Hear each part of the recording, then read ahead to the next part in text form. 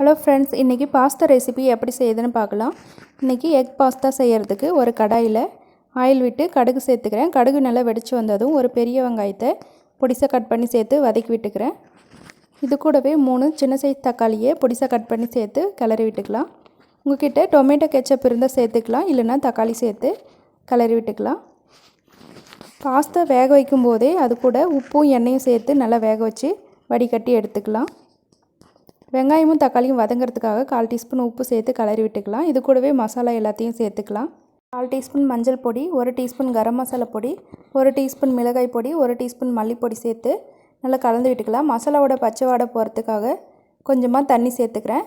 இதுலேயே 3 முட்டையை உடச்சி சேர்த்து நல்லா கலந்து விட்டுக்கலாம். முட்டை பாதி அளவுக்கு வெந்து வர வரைக்கும் கிளறி விட்டுட்டு நம்ம வடித்து வச்சுருக்க பாஸ்தாவை சேர்த்து கலந்துக்கலாம்.